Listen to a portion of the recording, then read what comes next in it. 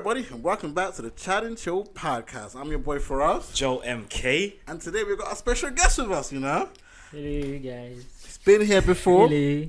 Entrepreneur, actor, stand-up comedian. Yeah.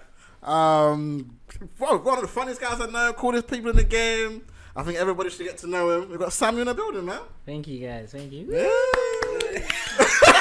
I like to be my own cheerleader. Soundboard, man. To be my own post-production, innit? You man, add the wheeze and that. Add the wheeze. It's been a minute since you've been on Chat and Chill. Almost Yeah, like, what, 2 years? 2017 a bit? Is it that long ago? Yeah. Fuck it, it's long. What happened to the white girl? First time meeting you as well. Emma, she's now a mother. I swear. Moved in with her boyfriend. Mad thing. So, very busy. Yeah. I can imagine. Yeah. Shout out to Emma, though. She Emma was was a cool cool. girl. I liked Emma. Yeah, she was dope. She was very... Didn't you come to the Channel 4 show as well? No. When I did the audition shit. You weren't there for that? I don't know what I thought you was. No. I thought that was the last time you saw her, but it was definitely Chat and Chill then. Yeah, Chat and Chill was the last time I saw her. Yeah. Oh, okay. You've been rolling with Channel 4 for a while, huh? Who, me? Yeah. Nah. it was the first show I ever did. Oh, okay. That's how I got into that kind of connection. But the show never came out. We filmed the pilot, and then the pilot never came out. That's a long story short, to be honest, with that pilot. Say no more, man. It happens, innit? It happens. It was Harry Hill's show. Oh, okay, yeah. For his new, he had a production company, and he wanted to bring out a show on Channel 4. Yeah. And then Who's Harry Hill? he's that comedian. It's that bald guy, innit? Yeah, the bald guy. Yeah. He has his own show on ITV2. I don't watch TV. I know. You don't watch TV. This guy doesn't watch movies. Sir. Well, doesn't really watch anything. Yeah, I don't know. Yeah, you guys are exactly the same. It is what it is, isn't it? Like, I mean, I watch movies. Yeah. Don't bury me as deep as him. He's a lost cause. I just not TV. I control it. I stream shit. This guy doesn't even know Fresh Prince of Bel-Air, bro. I do know Fresh Prince of Bel-Air. What do you do? Like meditate at home? What do you do? I just do my thing, innit? Like, Yeah, what's your thing? What's that? Wanking? What video do you do games, my thing? like Video movies here and there. Wanking, you know? Ah, man. It's a deep thing, innit? I don't know. Sounded cold for something, innit? Like, why are you so inconspicuous? Why are you so, like, vague? Very vague. Just do my thing, innit? No, you're funny.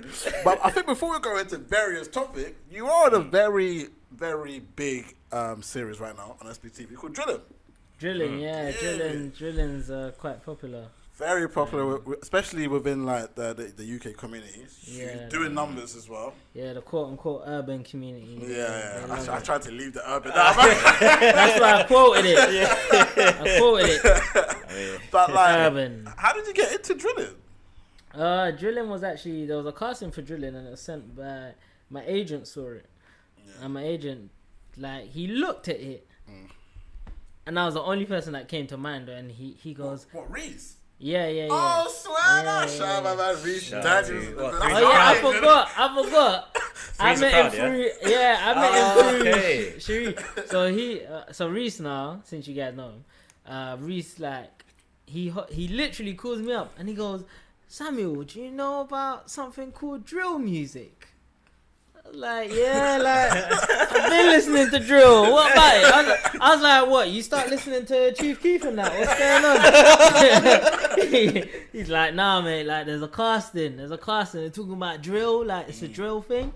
Check it out. I was like, all right, cool. So then, had a look at it and then sent. I hate doing, like, self-tapes, like audition tapes. Yeah. But I like the concept of it, so I was like, yeah, I'm gonna definitely apply for this. Did audition tape, and then my man was like, yeah, like, we'll have you on board and spin it from there, innit? Yeah. Shout out to Reese, at least he's doing his job, man. I'm saying, Reese, you better keep it up, G. I'm joking. Nah, Reese is my guy, man. I met Reese randomly in the park. That's how random it was. I was with Rizat, the guy from... Rizat actually put me in contact with Reese. This is before Reese even had an agent company. This is when Reese was just acting, doing his own So he was thing. Rizat's guy first? Or... I mean, I think Rizat was meeting them for the first time. They were meeting to connect. Okay. So they linked up at a pub to have a few drinks. It was hot time. And then Reese came along, and then we just had a chat, and then I told Reese to come on Chat and Chill show, and then got the DJs connected, whatever, and then finally enough, before he even did Chat and Chill, I signed on to his agent. So when he first made the whole thing come, Freeze the Crowd, you can check him out. He's hit me up and said, listen, I've got this new agency coming through. What are you saying? I'm like, fab, let me jump on it. You know what I mean? Because I've seen what he does. Like, he has a show on Sky One, and he does big moves, innit, for himself. So I thought I would love to work underneath somebody who I know is very like embedded himself within the industry.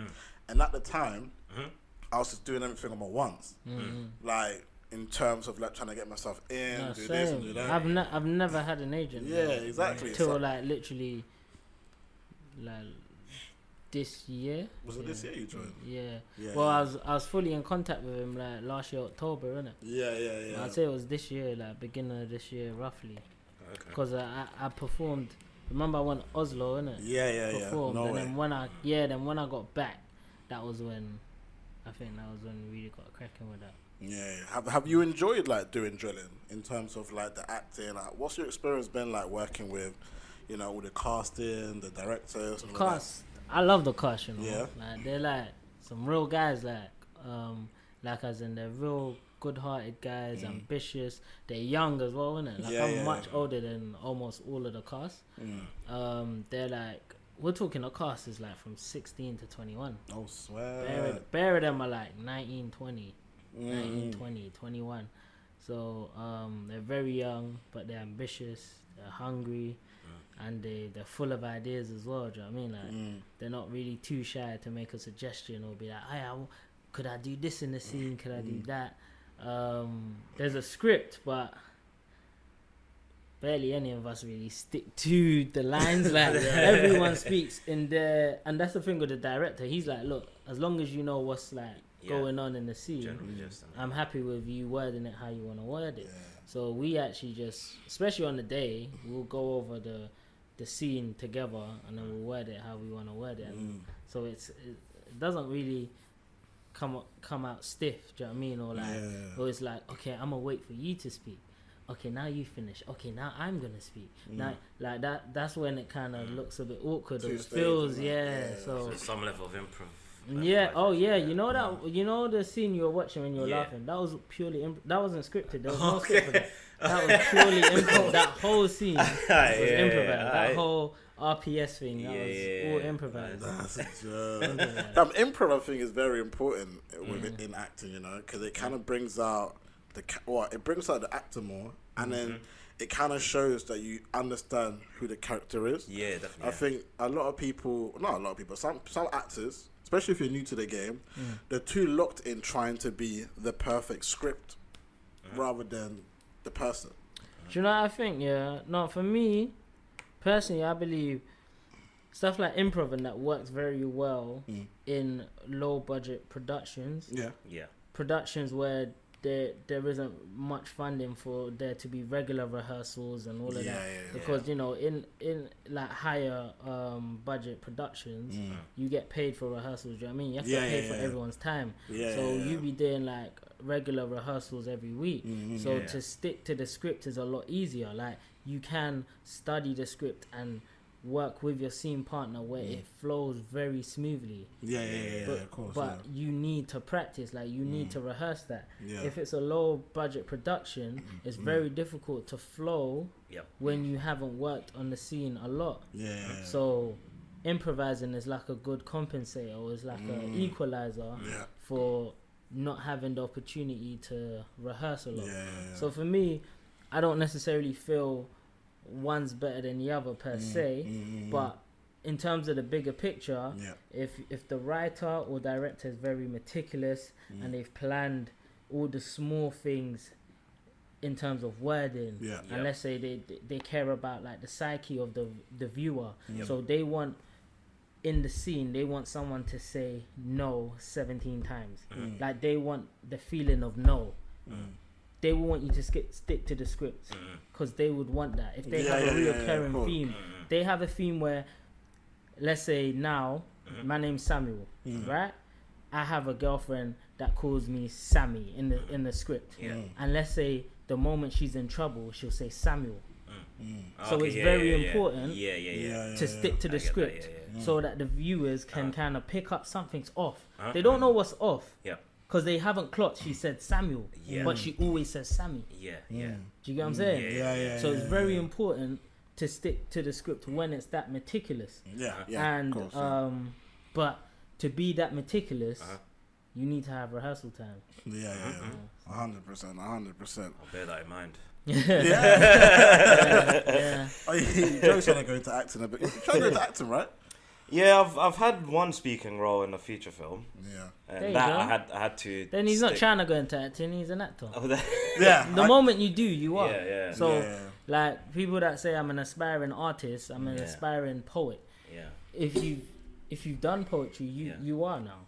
The moment you draw your first picture, paint your first piece, you now are. Do you know what I'm saying? So people like to undermine what they do, but I don't agree with that. Like once you do, you are. If you act, you're an actor. You're an actor. There we go, man. Nah, I hear that. So if you guys want to catch Drillin, link in the description below. You can go check out. Well, that's if you're on YouTube. If you are on all the audio side, the Spotify's, the Apple Music, the Anchors, Joe, put a link in the description. I bet you put a link in the description. Dash it on me, just do it, man. You take so long. All I do is just copy it from what you do on YouTube. I just dash it in there. Yeah, the link's there. Alright. So it's all up to you, fam. Man, only copies at the paragraph. But anyways, in other stories, Tamir Abraham is to reject Nigeria for England.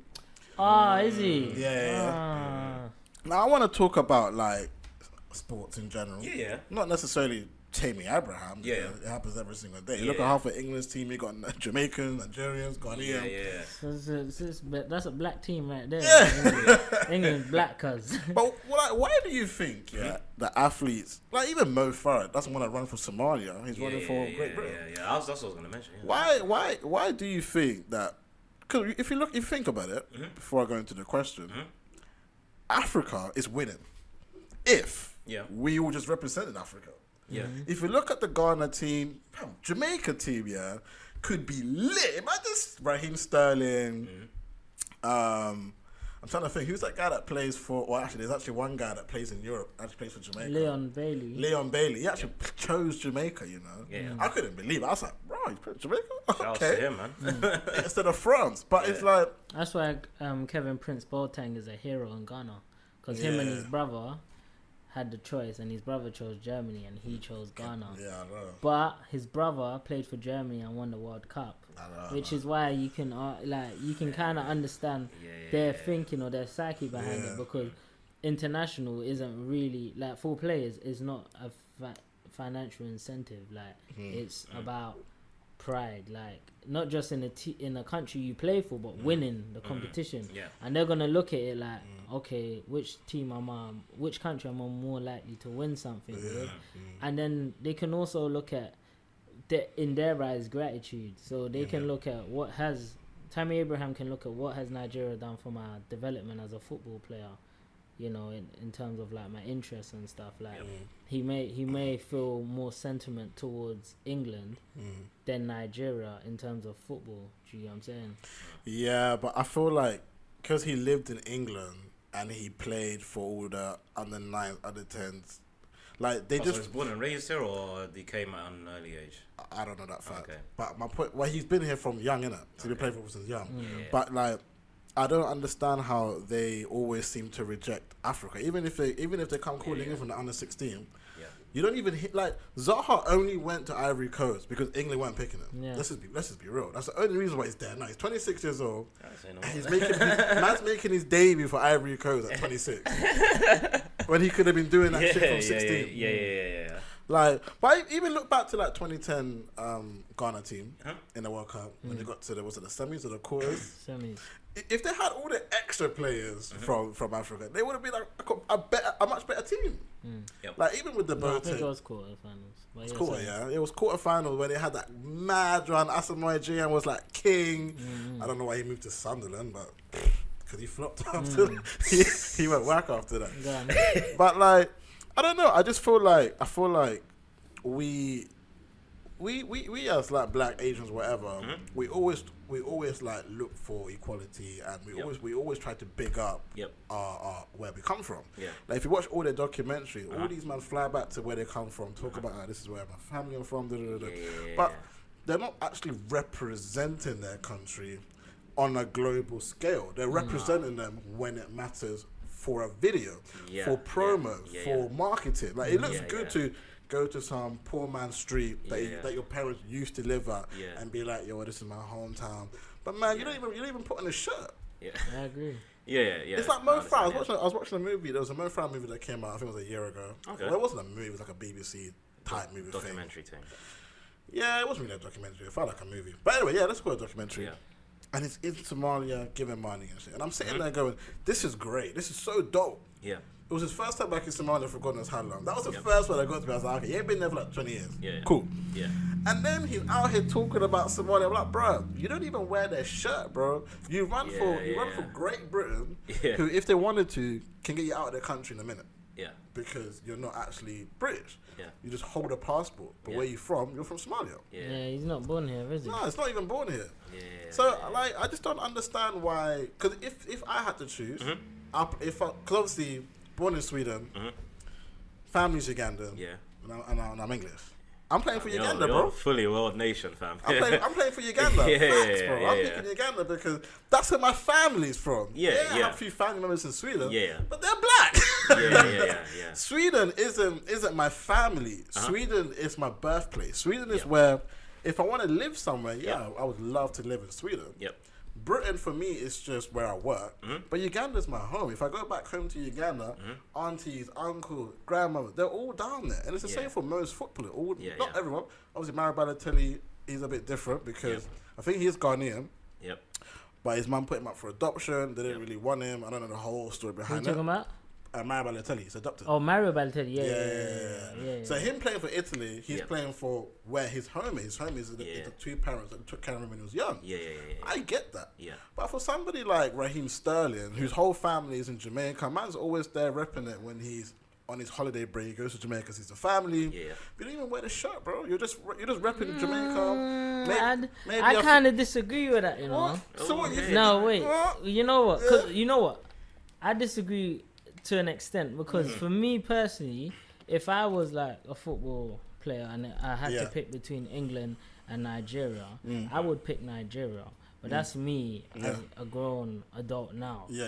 But at 14, 15, if you asked me, I'd have picked England. But bear in mind, I was training with like the Fulham Academy at the time, and they used to kind of, it's like they used to feed the what's the word? It's like they made England sound so superior, and it was like this great play. Yeah, it was an accolade. Do you know what it is? It was an accolade. It's just like to make it was like the Oscars. When I say that, as in technically, it means nothing if you win the Oscars. Like technically speaking, it doesn't change you as an actor or anything. As a person, it changes nothing. But if you believe everyone will respect you for your craft, if you win the Oscars, you would want to win the Oscars. So if you're in this academy, if you're in this place, and everyone's talking about, hey, this guy got a call up for England, they're like, everyone's like, rah, he got a call up, you know, he must be sick. He must be sick. And you're thinking, I want people to say I must be sick. So now, you're picturing, imagine if I get a call up for England, this, that, and that. So like, imagine if you're 16, 17, and they call, do you get what I'm saying? Like it's and you need to also remember, like, home for me, like I'm like deep with in my Nigerian culture, do you know what I'm saying? But home for me is always the place where I had my first kiss, the place where I made my first piece of money, the place where I first had sex, the place where my friends are, the place where I went to school in, the place, all those things to me is home, innit? So even if my family's from Nigeria, I eat Nigerian food, I understand the culture, I understand the language, I understand all these things, I still can't ignore what I still view as home. Yeah. Do you know what I'm saying? Yeah, definitely. Yeah. I went to Nigeria and I loved Nigeria, but when I came back to London, I had butterflies. Like coming back, I had butterflies. Like just seeing this place again, and it's like. Like it's home. Yeah, I know it's home for me. Like it's home. I hear but you. I still love Nigeria. But then me as a grown adult, for political reasons, I will pick Nigeria. I mean, as in, I do not like the English media. I do not like certain things, and I do feel, in terms of making a stance for the community, I do feel it will be good for people to set pace. That's true. In terms of like playing for. You know, the heritage, you know what I'm saying? Yeah. But it is difficult to set pace.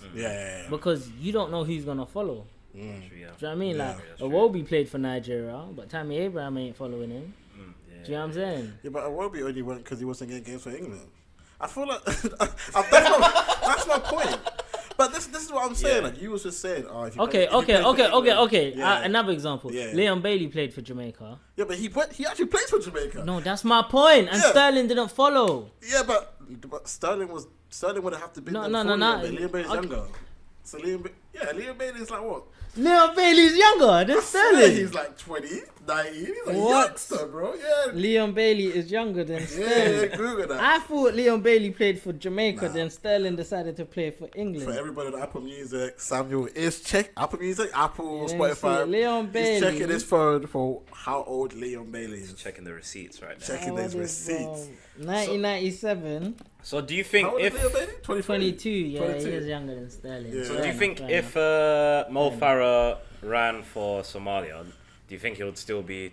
He would have still got. I don't even think he would have got funding to do what he did now. What you mean? Do you think he would get? No, I was gonna say his Nike sponsorship. Do you think he would have got his Nike? He would get sponsorship deals. Like if you're a champion, you'll get like. Come on, that's like saying would Usain got it. It doesn't matter. If you're winning, you're getting deals. Like, but are they pushing him heavy though? It's not the same. It's not. Usain Bolt is being pushed heavy. But you know what? I'm saying will Mo Farah be pushed the same? From Somalia. Yeah. By Nike. Look at Usain Bolt. No, he won't. But Usain Bolt isn't with Nike though. No, but Puma. But no, if you're a Puma, champion, who else does Puma have on their roster? Mate, Puma. That's why they nigger had to brand. grab That's anything. the black brand. Puma is very. They're huge in Africa and all of that. And all the footballers. Yeah, I mean, maybe. Would he be with? He'll be with Nike specifically. I'm thinking brand or Nike. Well, yeah, he probably would have. Yeah, I guess. But you have to look at. But you have to look at the. Great Britain are Nike. They run in Nike already. But you need to remember. And they sponsored by Adidas. No. Hold on, guys. You need to remember, that with like Olympic kind of sports, it's very dependent on government funding you. During your development, for your training and all, because there's no real income coming from it.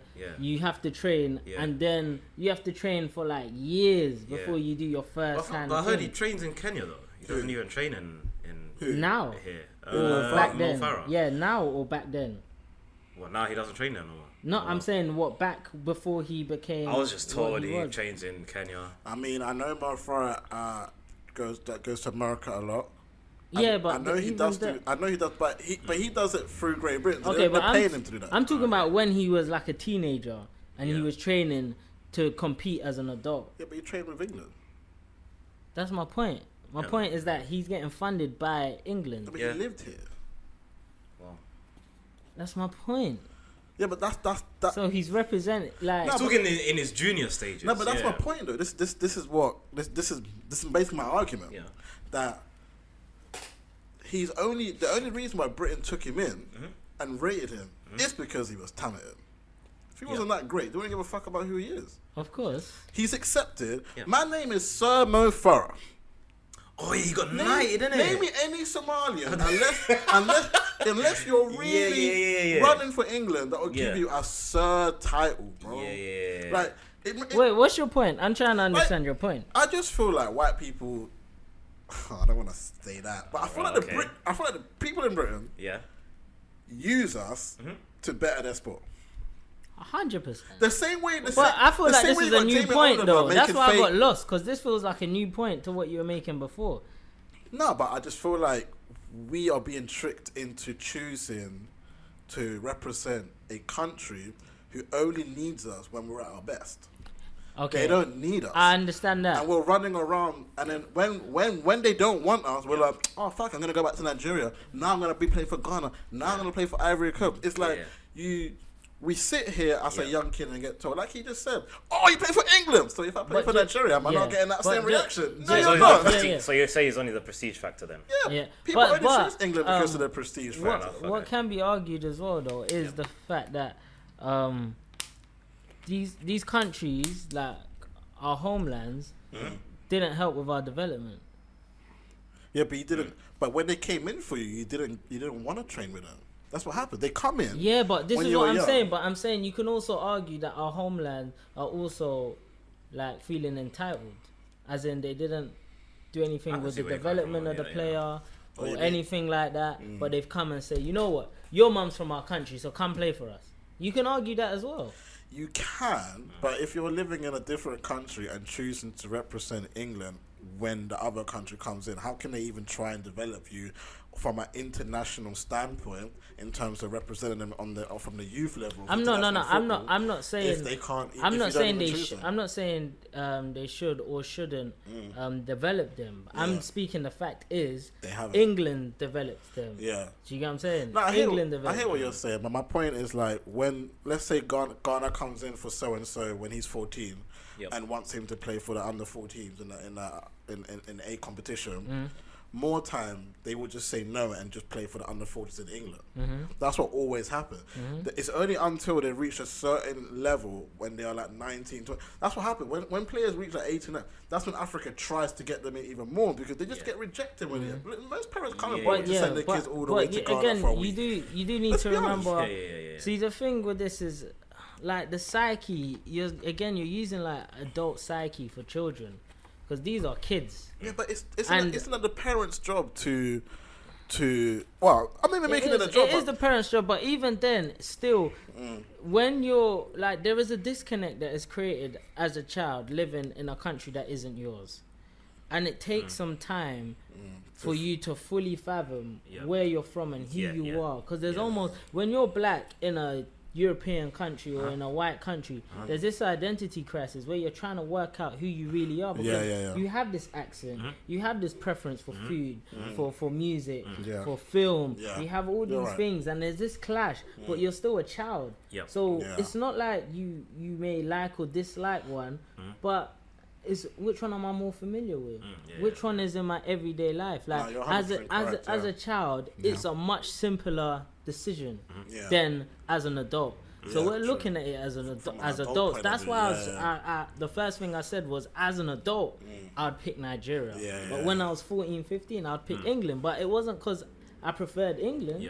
Like if you ask me what food I prefer, Nigeria or what? Do you prefer Nollywood or Nollywood? Like, do you get what I'm saying? But I kick ball on my block. Like football, I want to play for England. Like this football, I associate that with England. Do you get what I'm saying? But if you ask me for food, who do I want to cook for or whatever? Nigeria, I will eat that food all day. Do you get what I'm saying? But at the end of the day, they're children.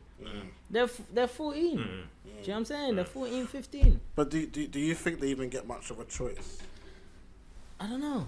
No, that's a hard. Well, as a youngin, having a choice to choose. Yeah, I mean, if you're living here already, like you said, what if you were to go there for like a training camp for a week or something? Yeah. Like, and you know it is as well. They have to be recognized as well. By those countries, so the bigger name young kids may get recognized, whereas the ones that aren't like big names as youngsters, they won't get recognized. So they're just playing in England. Do you know what I'm saying? Or they're playing for. Do you get what I'm saying? Like they get acknowledged by England first. Usually they get acknowledged by them first. So again, that plants seeds. That plants seeds because. They could also look at it like, oh, now Ghana wants to know me. Now that I'm playing for under 14 England or something. And they're like, oh, under 16 Ghana's now coming. And it's like, but I've been playing for under 9s for England. Like, well, the problem is also the funding in Africa isn't as good, so they can't 100%. That's a whole other discussion.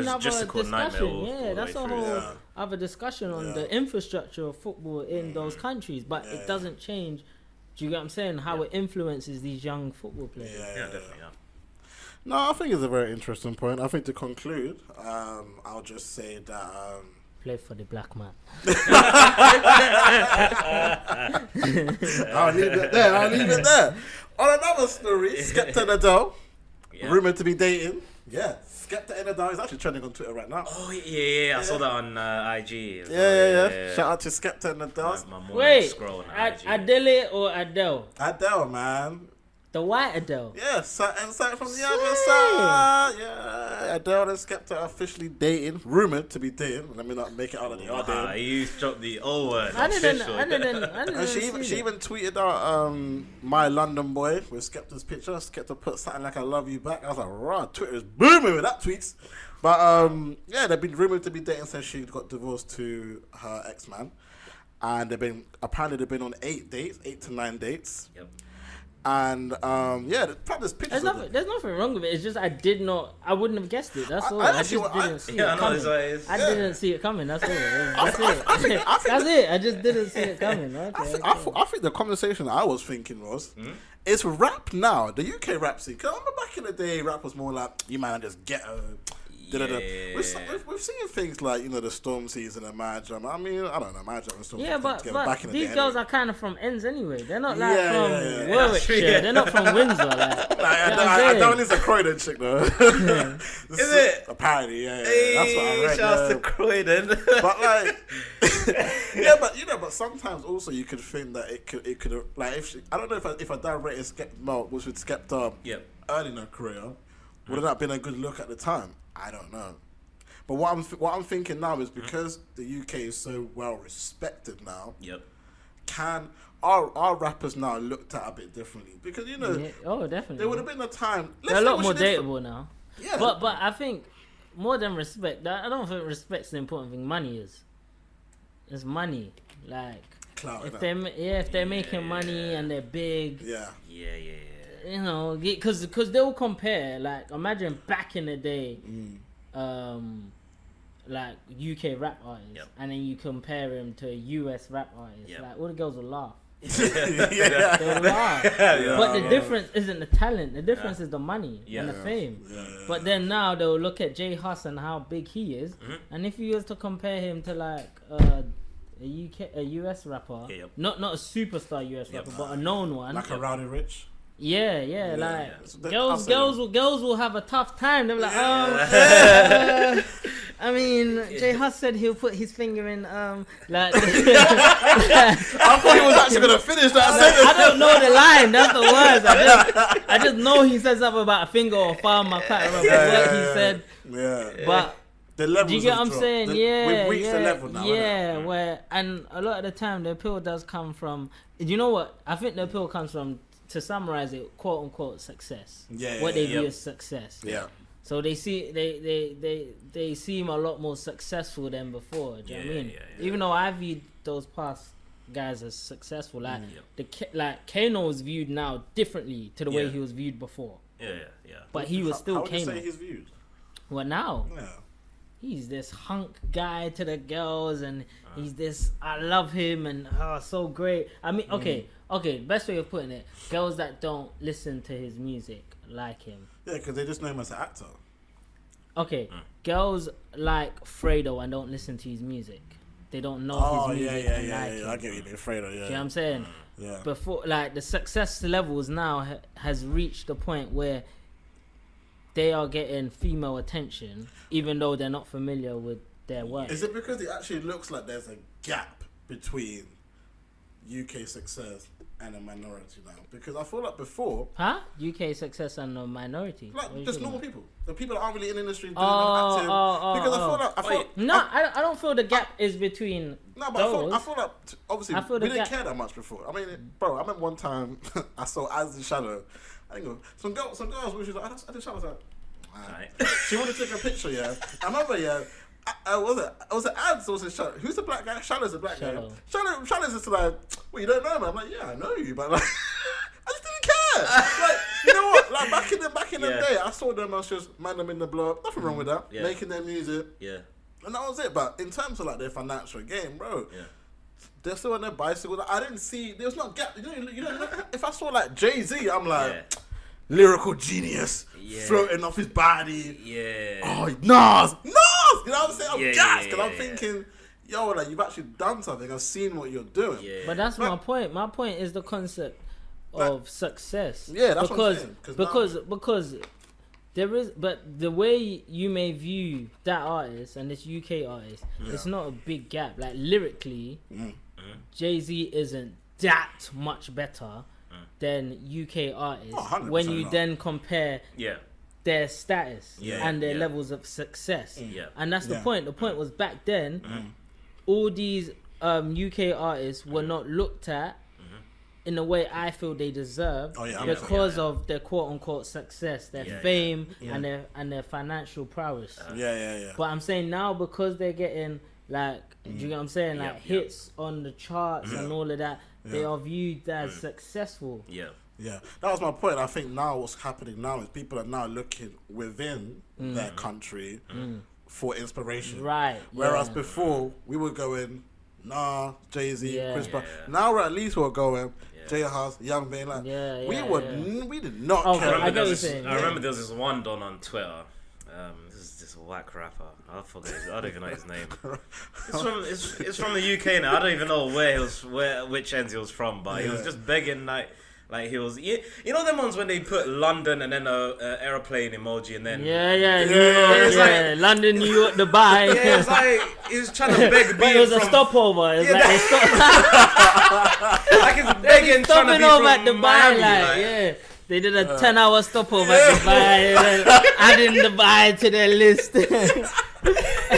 I love this game. Like he's some old head trying to beg like he goes back and forth from Miami. I'm like, bro. Was he gassing like that? Yeah. Bruh. Man, just stop it, man. No, man, I've always been a fan of the talent in the UK. I've always vouched for the talent in the UK. It's nice that they're getting recognition. Well, you listen to a lot of like UK rap, grime. I grew up. I didn't grow up on grime. I grew up on like UK rap. I didn't grow up on grime, but I was familiar with some grime songs from Channel U. I listened to like. Shout out to Channel U, man. Yeah, good times, man. My block and the surrounding blocks, they all had rappers there that were making music. So on our phones, we had all of their music. We had local music. Then we knew guys from like, let's say Peckham, and we had all the Peckham guys. So on my phone, I will have like Young Spray, Colours, Gigs, Devious. Yeah, your Bluetooth must have been hot still. Fam. But all of them played infrared, bro. All them artists. Yeah. So there was so many artists, and none of them were doing grime. Yeah. Like grime was foreign to like it was foreign rap to us. Like it we wasn't knew really of a it. South thing, was it? I thought that South was mainly rap. Yeah, it was rap. Like grime was. I can't explain it. Grime is North. I don't know. Okay. I don't know, but grime wasn't my block, innit? Like it wasn't really my people. Like grime was corny. Like when you were like 13, 14, the guys that you call corny or nerdy were into grime. Yeah. I know exactly what you mean. But I don't know. I don't really know. That's way before my time. No, fam, I remember, because I went to school in South as well. I went to school called Rutledge, lived in Tooting area, Streatham area. Now we were bumping this gigs, Young Spray shit. Obviously, if it was looking at locals, if we had like a couple like gang members in your end, you was bumping all their shit. But it was never grime. Nah. Never. Years on, it wasn't grime. Really? Same. Like, I had cousins. I didn't really know about grime till Channel U, you know. Swear down. Yeah, well, like I knew 21 Seconds and that. Yeah. But you know what I'm saying? Like, it was like, it was like the one-off things, but nah. I don't think I've heard anyone describe 21 Seconds as grime. I've always heard it as garage. Yeah, you know what? It probably is. I don't really. It probably is. I've always known it. It is. I think it is. Yeah, I think it is. 21 seconds ago. Yeah, it probably is grime. What it is grime? Like I'm sorry, garage. Like I have barely listened to Wiley. Like he's so big. Yeah. And he's like a pioneer here, but I'm not. That's what we were discussing. I'm not familiar with his music. But what I have heard of him, I thought he stuff, was pop stuff, innit? I don't know. Yeah, you know him from his pop songs, innit? Yeah, whatever I heard him on, I was never impressed. Yeah. But maybe it's because it was the pop stuff. You know what I mean? He does a lot of like pop. A lot of his like successful hits are pop. Yeah. A lot of his like mixtapes, and I know he did like I think an album before that was fairly grime, but they didn't do the numbers that his pop stuff is doing. Yeah. But the stuff that does well, it's the stuff with the Steph Londons and the other stuff he's done in the past. I think he did a song, like some IB for track back in the day. Like, he does a lot of pop stuff, and they do chart. They do pretty well. But it's like, from a neutral perspective, when you're looking at grime as a whole, he's not producing those type of hits on a grime beat. Who's doing it on a more, trying to make money scale. I mean, like, I think like people say most of the time, like, apparently grime doesn't pay. So I don't know. Isn't Stormzy grime? I mean, he's grime when he wants to be, but he's rap. Okay, I'm not sure. Yeah, Stormzy makes more rap songs, but like most people that have done grime, they do might put one grime tune. Actually, you're right, because there's quite a few Stormzy songs that's like rap. Yeah, it's mainly rap. He has I think he's got one grime song in his most recent album. It's called Wiley Remix. I think that song was called something like that. Wiley Flow. Yeah. That beat's mad though. That was a grime. That beat's mad. Yeah, it was different. I've heard that. That beat's mad. But like, for somebody who does listen to rap, do you feel like people need to start putting more grime stuff out? Or do you feel like, because like you just said, you don't really listen to grime, and but because I don't listen to grime, it doesn't really concern me much. No, but would you like, let's say an artist used to do grime or started off as grime, like, would you want them to keep doing grime when they make it, or are you happy with the way that the grime scene kind of changes? Because from a UK standpoint, there's still a lot of confusion on grime in terms of you're a grime artist, and then when they make it, they're not actually doing grime, but they still get called a grime rapper. Yeah. So I was thinking, from somebody like you who doesn't necessarily bother with grime like that, like, are you like, do you not care at all that there's no grime in the charts, or is that something that you would like to see? You support a lot of like up and coming music anyway. So if you meet somebody that's young and does grime, would you be like, all right, cool, you now do rap? Do rap now because you're popping. Is that how you see grime?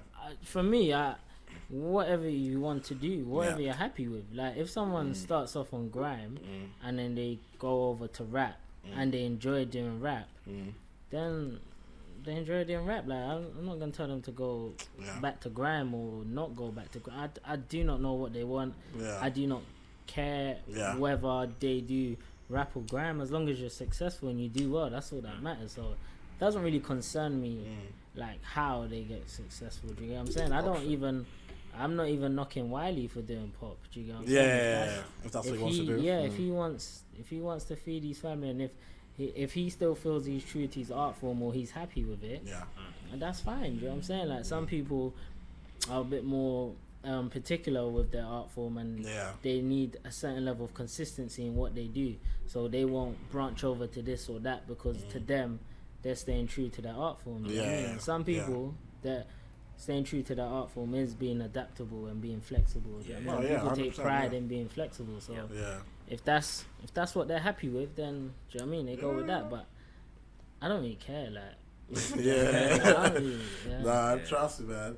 We're gonna go to another conversation. I think yesterday I briefly touched on the vegan chips. Vegan chips. Plantain chips. Oh, plantain chips. And, and I did shout out the person that gave me that story, and it was actually Samuel.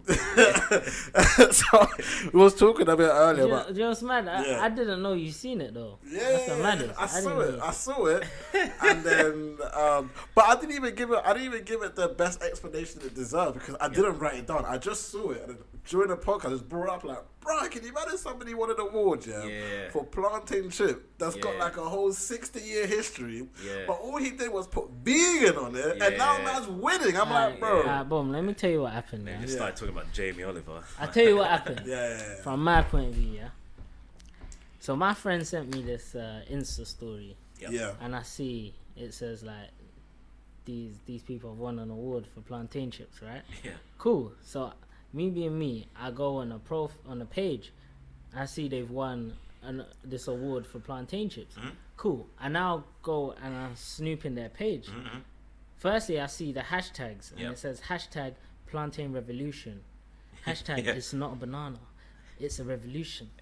I'm like, okay, cool. And I'll go down more. And I'll see them say, there was a picture, and it said, 25% of Africans use plantain for carbs. that's 70 million people. The numbers didn't add up, firstly. Yeah. But I was like, okay, cool. Then I look at the picture, and it's an Ecuadorian man walking through South America with plantain on his back. Yeah. So I'm like, you got a picture of South America, and you're talking about Africa, like, what's good? So I'm going through the page, and it looks like they didn't know much about it. They just saw a business opportunity. I went for it. So I'm like, rah. And they're going on about this revolution like it's a new thing. So I've now gone on Twitter, my humor's satire. So I'm being a bit like sarcastic. So I'm like, guys, you won't believe what's just happened. So I'm like, so these white people just won an award for this new innovative idea. And then I put ... like, it's called plantain crisp. So at the time, I'm gonna break it down in like relative time, right? Because people kind of look at it with retrospect, so they don't know how it went down. So I'm just conversing with my followers. Not a lot of people I'm talking about it to. But then they're like, nah, you making this up, man. Ain't no way, blah, blah. I'm like, I said to one guy, look, I would show you screenshots, but I don't want to clog up my media with these white people. I said jokingly. I'm obviously joking.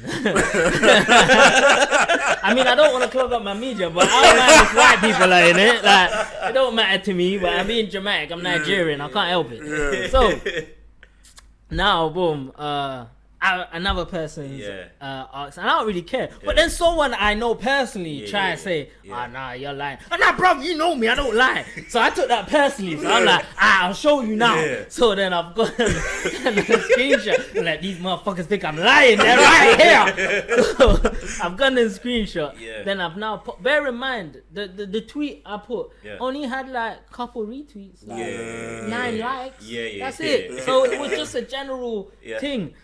I've now posted it, and I'm like, look. So again, I'm just being humorous. I'm like, look, your black Twitter correspondent and chief reporter has arrived. I'm doing this for my friends, for all the people talking shit. For them, that's it. So I've now posted it, and I'm like, look, this is them right there. So then they're like, raw, like, what? Okay, cool. But bear in mind, even then it's not gone viral, No, before I actually posted that, again, to make it important, at 11 p.m., I tweeted about the plantain thing. They won this award. I go sleep. In the morning, it still ain't gone viral or nothing. They were talking all that shit. Then I was like, you know what, fuck it. Let me show you, man. So I've now posted it. Flipping. And as you can, and then that's when it started to, that's when someone asked, what, like, award? I'm like, I know. And the thing is, again, people think I'm outraged because I say things like, I know, it makes me sick. But I say that, like, I say that in general, like, to exaggerate, like, how annoyed that like. So, like, my guy will say, LOL at the end, like, no, but that's the thing. I think the fact that I didn't use emojis, people couldn't tell. But the people that know me could tell. So, like, right now, my boy could order, like, he could order orange juice from concentrate. I'm like, you make me sick. You get it from concentrate. Like, I'm dramatic, like, so I've said stuff like, they make me sick for winning these awards. And then, so, bro, before I knew it, Black Twitter got hold of it. And I just thought, so Black Twitter were first getting pissed off. And like, how dare they? What?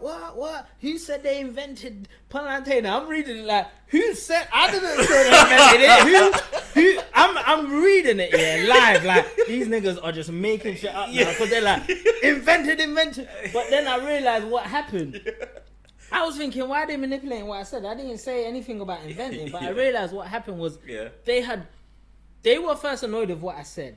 But what triggered them was going to the Instagram page and seeing what they are saying, like plantain revolution and all of that. I went to Ecuador and then I was inspired with this idea. Do you know what I'm saying? Like this idea just came out and do you know what I'm saying? So that provoked them.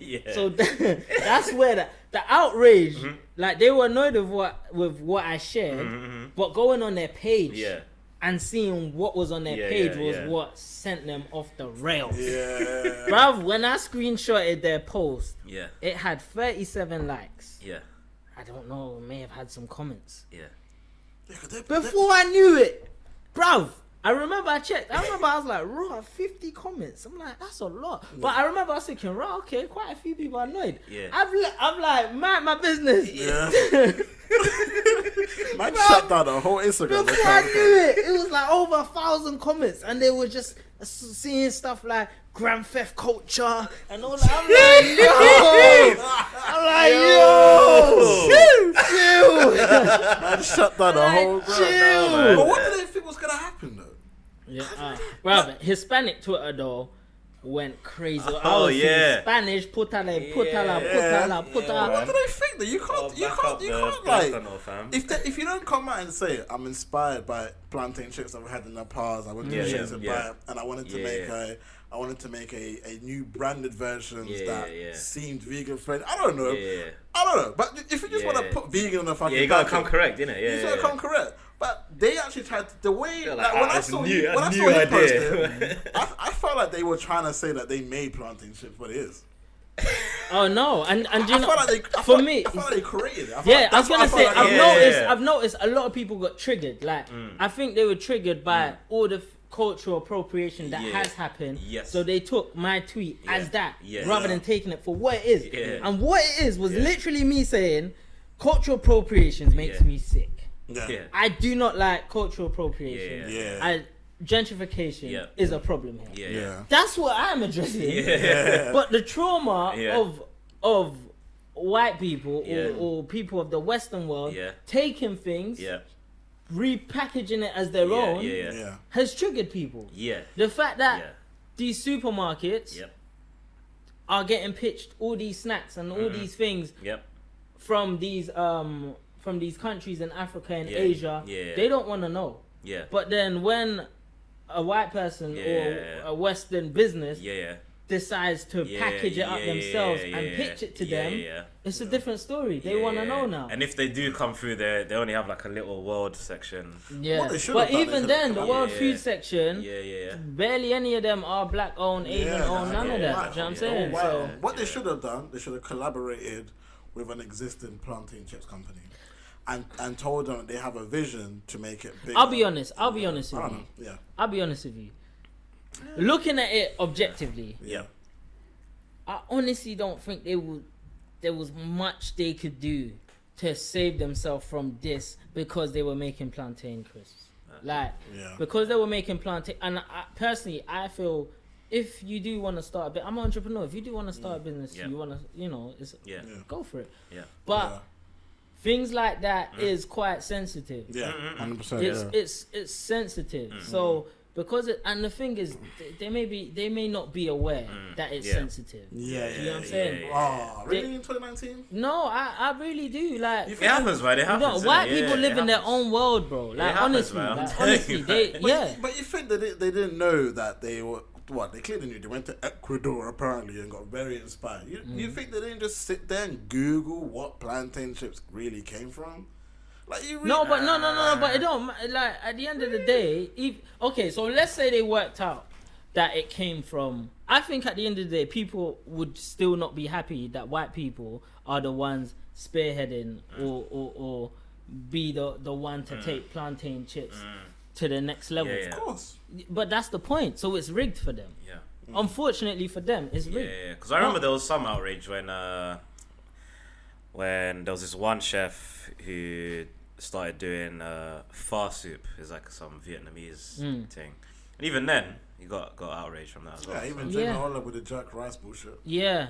It's a touchy. It really is a touchy subject. Like, it's touchy. But they don't even give us credit. Like, I don't even care. Me personally, if you want to make a business that you found from a different culture, bro, I actually don't mind if you do it. Like, I'm not even that bothered because if we're not making it big, cool. However, they never give us credit. They come up with some bullshit. Like Jamie Oliver out here. Yeah. Not only did he try to make it out like jerk was his own thing. He renamed some of the ingredients that sounded more posh. Yeah. So it came across like it was his own fucking ingredient. He still named it jerk. Yeah. But I'll tell you what it is. Yeah, they're crossing over like their moral compass. So what it is they. In their world, it's branding and rebranding. They're so used to rebranding, like let's say Apple Crumble, and they'll rebrand it their way. Like, but because everyone that's white is already selling it, they see that as the same thing as then seeing something from African culture, from Asian culture. I'm like, I'll sell it. I'll rebrand it my way and sell it. But they see it the same way as rebranding Spotted Dick. Or roly-poly jam and apple crumbles and that. But it's not. Do you get what I'm saying? It's not. Because, do you know, the thing is as well is, like, you're eating from a pie that's very big. So this pie of, like, you know, these white people or the English people with their businesses, it's a big pie. But then when there's this small pie of these people trying to break into the market and they're trying to build these businesses and they're trying and they're struggling, it's a big slap in the face when they see someone then rebrand that and sell it. Like it's a slap in the face to the people. So I understand both sides. Like I really do, objectively looking at it, I understand their ignorance. And I understand the people's outrage. Do I think it was warranted to go that hard on them? I think it was harsh. I think it was harsh, but I understand the outrage. Do you think we as a black community, Asian community, whenever things get stolen, people get outraged, do you think that we, I wouldn't say the word overreact, but like, if nobody else is doing it, and somebody else does it, no, but that's why the do thing. we complain so much? But it's not that no one else is doing it. That's the thing. There's a company called Olu Olu. Olu Olu has been selling all this stuff for many, like it's in corner shops, but it's in so many outlets, but it's not in supermarkets. But you need to remember, supermarkets is like Netflix. They are the major distributor. They got the large consumer base. If you get your snacks into supermarkets, do you know what I mean? Your own business. But why do you think plantain shit sell very well? Fam, my mom buys it. I don't. Everybody eats it. In your world. No, okay, in my world. But why is it that it's not reached the level? Why does it take this vegan guy to do it? I don't get it. Because he's white. Is that the only reason? Though? Is there no black-owned products in supermarkets apart from reggae sauce? For real? Huh? It'd be like that. But even reggae sauce got into supermarkets because these dragons. Yeah, I know. But so these white people brought it into the supermarket. That's the point. They're the gatekeepers. So reggae. So all these sauces couldn't get into the supermarket. Without dragons. But then dragons then come. It's like, don't worry, buddy. I've got the key right here. Let's go to Tesco. Let's go here. That's the point. That's the point. But that's crazy. But it's not. It's not even the fault. Like honestly, I don't even think it's the fault of the guys that the guys that had the plantain crisp. It's the market enablers. It's how the market is. It frustrates people, and they just suffered the backlash of it. That's really it. To be fair, a lot of the hierarchies as well in these supermarkets are fairly old, man. So they're not really culturally involved, anyways. So it's like, I'm not saying racist, but you know, they're still fairly old, so they're not really. It's not just that. You got to look at data, right? So they use data that's been collated. They pay for data for trends, consumer trends. Now what happens is they're familiar. A lot of this data is biased towards white consumers. So then they're not necessarily aware how popular plantain crisps are. They don't have data on how much plantain crisps. Do you know what I'm saying? Have you ever done a survey where they ask how much pounded jam you've eaten? No, for real, they don't have the data. That's true. So they don't know. So even if you come and pitch it to them, like they won't they won't see your data as credible, or they're we feel you're being ambitious with those numbers. You know what I mean? Because they don't have the data. They don't have the data. At the end of the day, it's all about ROI for them. Exactly. So if they don't have access to the data, they won't even know there's a demand for it. Like, do you know how I've been drinking coconut water that you could buy in, black shops, African shops, and then later corner shops. Because corner shops is like the place you can distribute to. So since I was little, I've been drinking coconut water. It didn't get big until white companies learned about coconut water and all of that, and then rebranded it and sold it. Not saying they should or shouldn't be an outrage to it. That's not my point. My point is the game, like the market. That's just the game. So what, do you think we should just accept that we will always be behind white people in business? Never. Should never accept that. No, but that's basically what it is. What? What do you mean? Not necessarily. Isn't that what we just said? What? You basically just said. Yeah. No. Like, acknowledging and accepting. But you were saying. Different. Yeah, but like, do you think there'll ever be a time black people in big supermarkets? Or do you think it will always be a white person rebranding that shit? There might be black people, black businesses in supermarkets now. There is probably black is. people. Yeah, definitely. But it's what are you asking me? I'm asking you if. Well, you said no. I just said, do you think we should just accept that? No. We will always be behind white people in business in terms of. In anything, we shouldn't accept. No. Yeah. No. So you think it will ever change? It could change, yeah. What do you think we would need to do to change? Is our branding that bad? Because if you look at all, it's just a matter of gatekeepers, isn't it? I mean, if you have a balanced out, I don't know, because I just look at the packaging, right? Yeah. From the plantain chips that I usually get to this vegan shit. Yeah. Like, I don't know, they just the way they branded it. Yeah. Healthy shit in the game. Yeah. Vegan shit is really popular right now, so anything with the word vegan on it is gonna get a lot of hype around it. Yeah. And you look at normal plantain chips, it's normally just the name and the ingredients and the flavor. But they had like a whole story. They had to create this like revolution. But that's what I'm saying. But that's just rebranding. Yeah, but do we need to do that? Should we start branding on shit? No. But you're talking about the chips that you grew up with. Olu's branding. Yeah. It has that stuff on it. Oh, it does, yeah. Yeah. Okay. It has that stuff. What, are they based in London, UK? Yeah, you can go to the corner shop now and get it. Yeah. It's not just that. They got loads of different snacks. Yeah. We're just not aware of it. I mean, we are aware. Let me tell you what it is, yeah? We don't actually take note of what we buy in a corner shop. Yeah, because it's very miscellaneous. Yeah. It's very miscellaneous. So, like, there's loads of different. There's no like real brand loyalty in corner shops. Yeah, that's true. Yeah. Do you know what I'm saying? We'll pick a crisp. What crisp do I want? But when you go supermarket, everything is structured. Every time you go there, the hula hoops is always in the same place. Yes. Yeah. This is always in the same place, and you got the label. You're always reading the price and the brand. Yeah. Well, you care about what you purchase because you're spending more.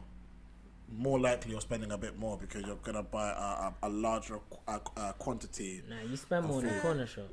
Everything costs more in the corner shop, bro. Nah, because I buy food for myself most of the time. I'm buying a large amount in a supermarket and I buy a less amount here. So if I'm Costco, so I care about not Costco. Yeah. Even if I don't save it, I read what I'm spending because I want it to last. I want to know what I'm buying. I want to know everything. If I go to the corner shop, I'm just like because I'm buying it for now. Yeah. I'm not buying it but here's the point. The point is, if those were sold in the supermarket, you would now be viewing it like that. That's what I'm saying. I'll be actually looking at what I'm buying. Yeah. So when you're now saying, they need to be rebranded, they need to be doing this, doing that, all of that's redundant because they just need to be in a position. Yeah, because if they were in a supermarket, you wouldn't be saying that. Yeah, that's true. They just got to be put into the position. Exactly, because it's all programming in it. So the same way you view clover butter. It's the same way you would view these plantain crisps if they were in the aisle, do you know what I mean, with crisp or whatever. They'll be right near the kettle crisp. You always remember the kettle crisp. You always remember that. But when you go corner shop, you're not gonna really remember. Do you know what I mean? All the miscellaneous crisps. Like I know there's these tomato balls. I couldn't tell you what the name are. Oh, I couldn't tell you what the name are. I know what the brand big is. packs as I know what the brand is. It's me. miscellaneous. I just pick it up. And it's because corner shops. You go to so many different corner shops. They got different things. There's no consistency. That's true. When you go to Tesco, Sainsbury's, it's the same. It's the same. There's consistency. Same arrangement too. Exactly. Exactly. Again, they control distribution because it's not a thing where you got butter in Sainsbury's and they're all different butters. Then you got Tesco and you got so you got a chance in Tesco, but not Saint. Do you know what I mean? It's not like that. It's like if one gets you, they all get you, and if one doesn't, most of them won't. Well, to be fair, if you get into one supermarket, they all have to get in the game. It's a chain reaction. They That's will what all I'm saying. jump on the same product. Be like, alright, cool. Tesco's selling this shit. I need this shit, man. And everybody wants this shit, man. I think it's a perfect segue into Black History Month, man. There you go. You know what I'm saying? Black History Month. Now, I've always wanted to know what people think about Black History Month because still to this day, I get it, but I've never really been that bothered with it.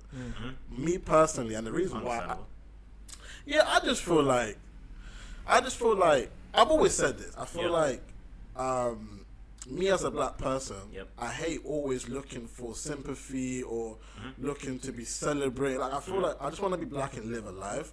I don't want to have to feel like there's no White History Month. That's my point. I feel like because White History is every other day. No, but I feel like I'm always. I feel like the information that's given in Black History Month should be given all the time. Like they dedicate a whole month to Black history. It's cool. But why just? I tell you what. Personally, for me, I feel like, don't get me wrong, like you know. So I mean, I was a teacher as well, so with Black History Month, I feel that is a gateway drug to black knowledge. As in, I feel those that aren't familiar or if young kids and all that. It's kind of encourages like getting to know or learning.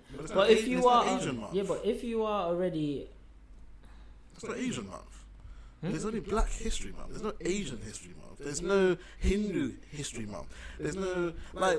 What's your point to that? My point is just like what you're saying is correct, fam. I love the fact that people sit down and learn about the black community shit, learn about Malcolm X. My point is, alright, cool. Do the same shit for Asia then. Like, why is it? I feel like I don't know. I still sit there and sometimes think. But what? Okay, but what? But why Black History Month? But why Black History Month? Because of because they're so because the influence. Wait. The influence black people have had in the Western world has been buried. Yeah. I'll give you that. The soldiers, the black soldiers that have fought in the world wars have been buried. Yeah. The narrative is that all white people won the world wars. Yeah. Yeah. Black history is important to learn. Who influenced the wars? Who built these countries, the infrastructure? But you need a month for that. Is my point. Why can't it just be as part of the curriculum? Why do we have to make it like a whole month and then that's it for the rest of the year? It was a way of them compromising, innit? But it's the way to shut us up. But we still got something. It was a way for the people to just be like, look, man, we know you lot want to have your history there. We're gonna give it to you. That's how I feel. It's the same way when it's the same way I feel with the whole Black Panther shit. If there was no outrage and there's no black movies, why you got a white man to do it for us. Why do we have a white man director? Oh, Marvel's white, bro. It took a white man to make us a black movie. Yeah, all our black people make the same type of content. It's very ratchet. Whatever, I don't care. You know what I'm saying? We all know what it is. Yeah. So I'm looking at Black History Month, and I'm like, alright, cool. They gave us 1 month of celebration. Yeah. But then they gave us one stupid. What are you talking about, but that's how I feel. Okay, that's how you feel. I'm not invalidating how you feel. By the way, I disagree, but I'm not invalidating. Don't get me wrong. I'm not invalidating. It's the same thing because I remember there was a huge conversation. No black. There's no full on black. What's it called? Superhero movie, right? Yeah. And then I remember sitting there going, fam, there's never gonna be a black superhero movie until wow. Fam, I said it on Chatchill like 2 years ago. You might do your research. I said there's never ever gonna be a time. There's gonna be a superhero black movie until a white man done it. And I remember there was one of my boys like, you're an idiot for saying that. But I'm gonna say, but listen, we got all these great directors, no Clark up in the game doing this team. Yeah. He actually did a recent series called, I think it's called Bulletproof or something. decent. He's trying to do different content. But the most black people, and I've spoken to a lot, they come out and tell me, I really want to do a hood movie. They want to do what they're known, what they're used to. Yeah. They don't. I don't feel like a lot of people go outside of the box. They don't think outside the box. I disagree. I think there's a Do you lot. think? There's a lot of maybe black. I'm not hearing There's a about lot. There's a lot of black content that isn't just hood stuff, but the hood stuff is what gains traction. But that's what we champion. But we always It's say not that we we- want. It's not just we. Like white people love it. What are you talking about? White people love violence and love. They love going into this drug dealing world. They love flipping narcos. We could argue that for Hispanic stuff. No. Pablo Escobar, Scarface, all of that. Like you could argue as well. Okay, how come all these Spanish soap operas and all of that is not popular? Yeah. Because that's not what white people care about. They care about the violence and the destruction of these kind of people. Yeah. But With built like the content. There's so much. There's black content. There's chewing gum. That's British. Yeah. That's black British. There's so much web series and other content that you probably won't be aware of because it didn't gain traction. Contraction, yeah. But I think like, I'm looking at from, there was a recent, I think it's called Super Rich Asians. It was Crazy Rich Asians, yeah. Crazy Rich Asian. It was created. It was created by Asians.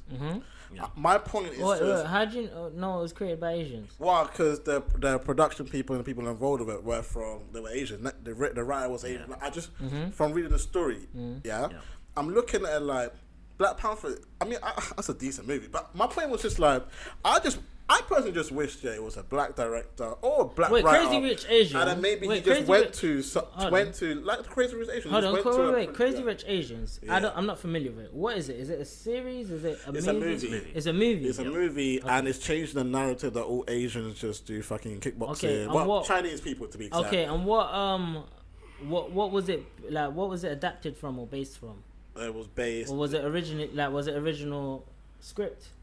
I think I say that as in because Black Panther. Yeah, whether it was based off of a book or something. I'm not sure if there was a book for it. Made by white people. Nah, there's no book for it. It was somebody by a studio that owns it, which is run by white people. But so I don't think Black Panther is a good example. Yeah, maybe. But it's the only like big celebrated black movie right now because it's champion for changing the narrative that all they can produce is hood shit.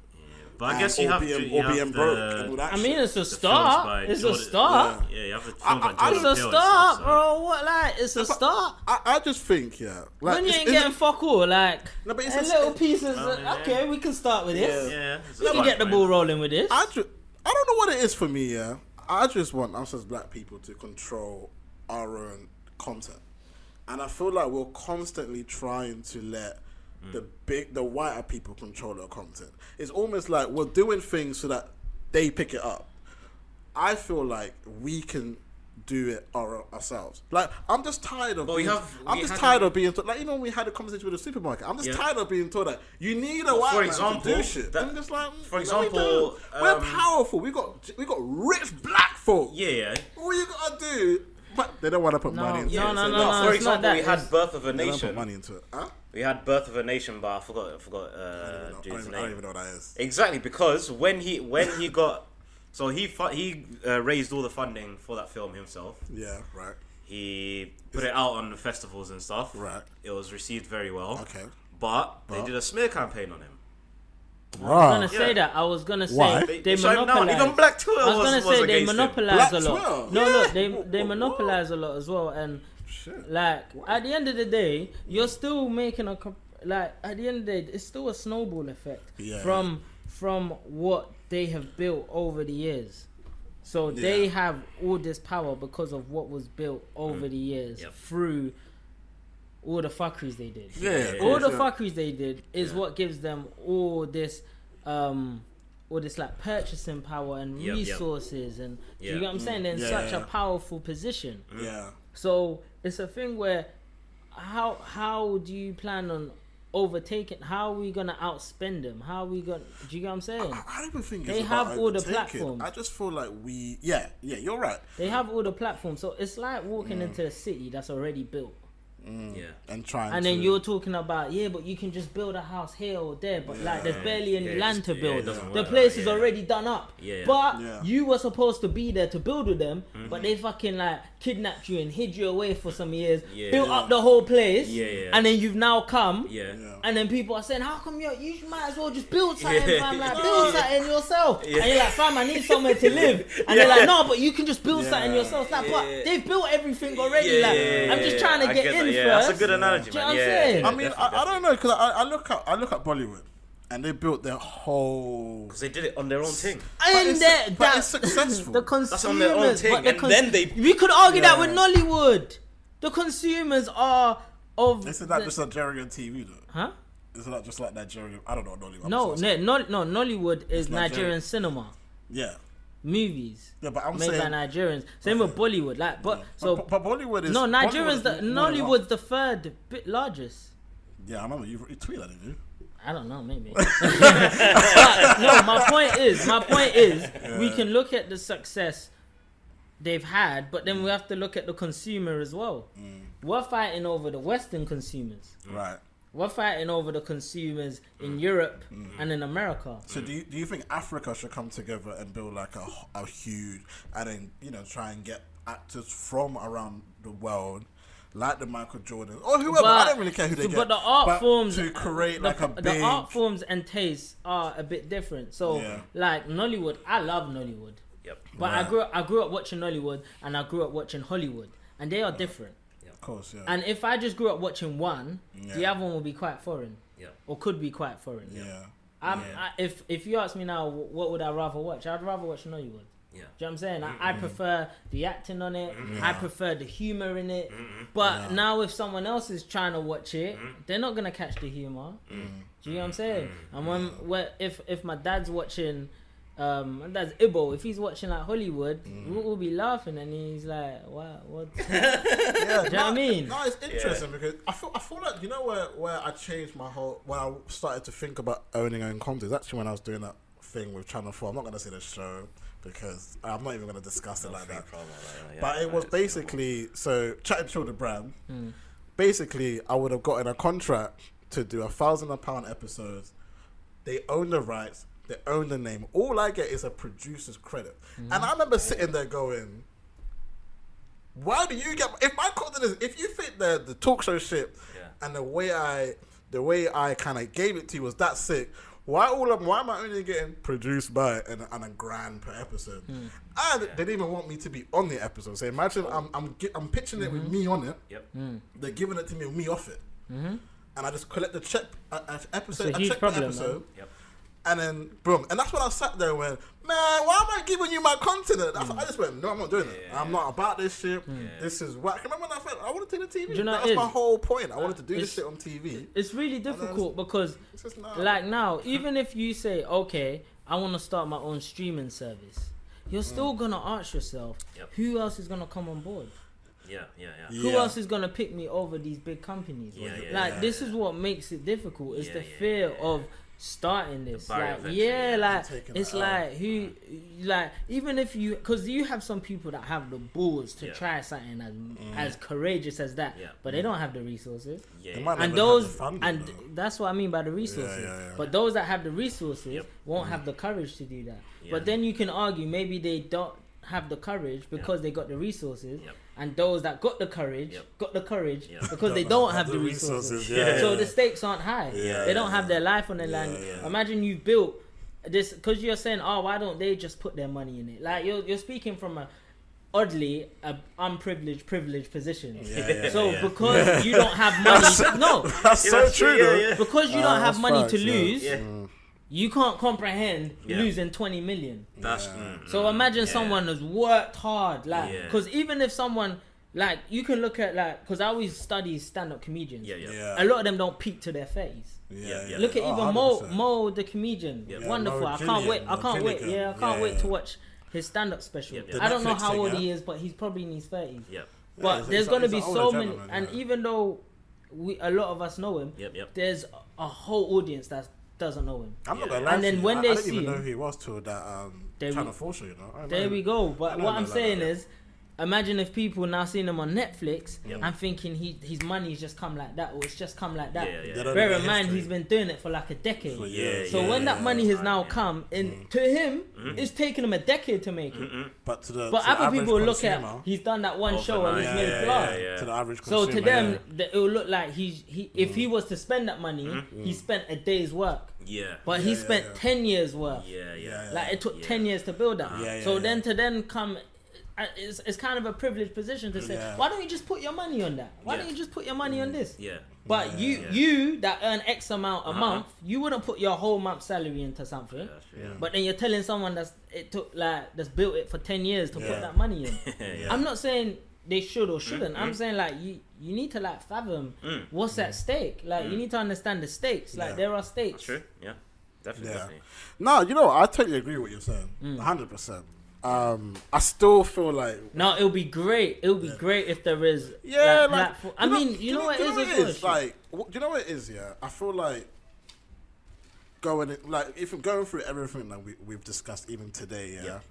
Like with the choosing a different country to where you come from to, you know, what that makes you feel special if you do play for like an England or European country, should we just say? Because that's where, you know, most people dream of moving to Europe, and that's where the money's at. And then you look at just even with like the whole supermarket situation with where we can and can't go based on who has the power and who's not. Sometimes I just feel like we should just take a stand and do our own shit. I do understand. It's not. I make it sound like it's the easiest thing to do in a game. It really isn't. It takes a lot of work. Most people might not want to join. A lot of people in powerful positions don't even want to leave their white connections they made. Like, I can't imagine Jay-Z say, let's pull up to Africa, me and Beyonce, and start a fucking movie company. You just wouldn't see that happening. You know what I mean? It probably would never happen. So I do get that.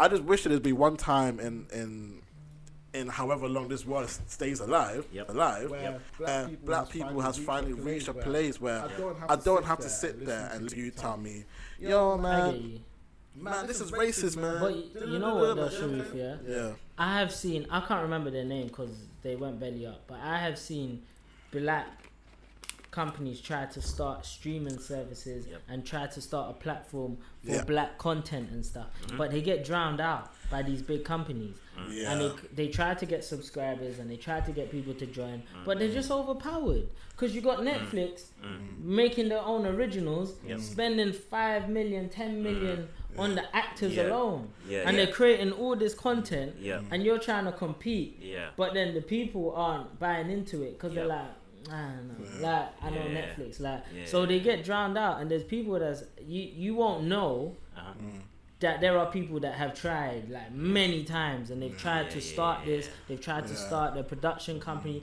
they've tried to start these things, but they get drowned out. They get drowned out by the bigger powers. Do you think black people don't support black businesses? Is that, I keep seeing this slogan, hashtag everywhere, where it will be like, black people don't support our own, black people never do this, black people never shout me out. Or I remember I was talking to a musician the other day, and he was like, none of my friends will ever share my shit, but if I want to perform and this white girl saw it, she'll be the first person to post it. Is that really the issue? Is it that we don't support our own? Do you know what it is, I do feel, one, because like opportunity feels so scarce in our environment and in our community, I do feel it creates, one, the crabs in a bucket thing, and two, the fear of the number one spot being taken, or if he gets successful, what about me? Do you know what I mean? It doesn't, like, with white people, I've noticed they don't really feel like that. Like they see like a whole line of white people that can get to the top. Do you know what I mean? And then, but a lot of the time with black people, they feel it's so limited. They feel opportunities are so limited. So if there's like cause I'm not in that space, if I see like when I was young and I first started acting, if I see like a casting, I wouldn't share it because I'd be like, oh, what if they tried to get the role? Or whatever. But then I grew out of that. Bear in mind, I was like 18, 19. Then I grew out of that, and I just accepted it doesn't matter, because if I was going to get it, I would get it regardless. And there is other roles, like as much as it feels like, I mean, because opportunity is limited. As a black actor here in the UK, opportunity is limited, and that brings this like. This, do you know what I mean? This fire that I need to get it. Like you've been declined so many times, and then you start to think, okay, I may get this one, but what if they pick someone else because I shared it with them? And all of this may come to mind. But if you accept, you know what, an opportunity is going to come, you're then able to support everyone else and feel like we can all bring each other up. But we're in an environment that doesn't encourage that kind of thinking. Do you know what I mean? We're in such an environment that feels so scarce with opportunity that you fear your opportunity being taken rather than opportunity being shared. Like you can share opportunity.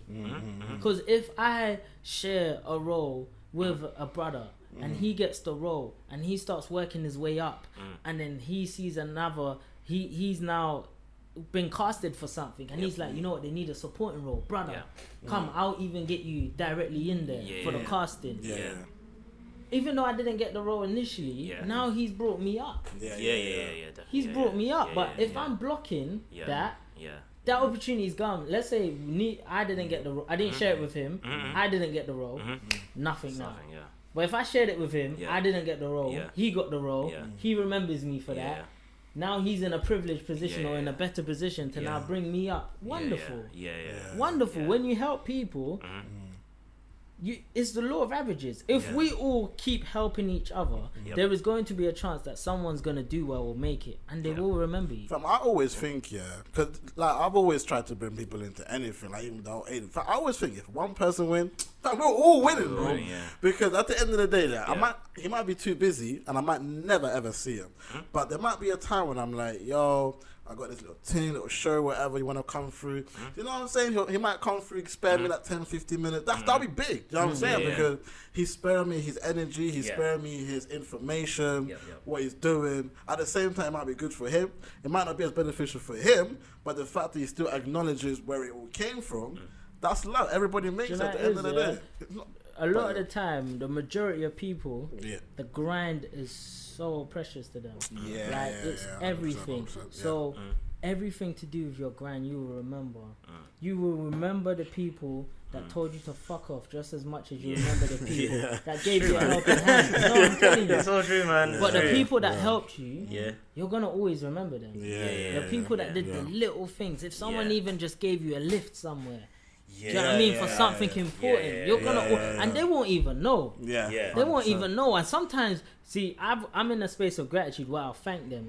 But before, which I know a lot of people do, my friends do it. They wait till they're up. They're like, when I make it, I'm gonna give them this. I'm gonna do this for them. Like you're gonna plan it, but they don't even know. They're not even aware. You know what I'm saying? But it comes to a point where you just gotta. If we all, it's just difficult because it's a team effort, but you don't have everyone on board.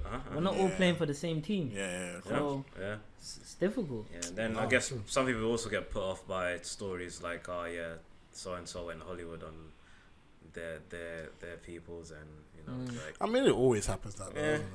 That's just it's just the game. That's gotta happen. But in the current infrastructure, that's pretty much how you're gonna make it by going Hollywood, isn't it? You know what I'm saying? True that. We'll go into the last story for today, which is one of the most weirdest story I've ever read.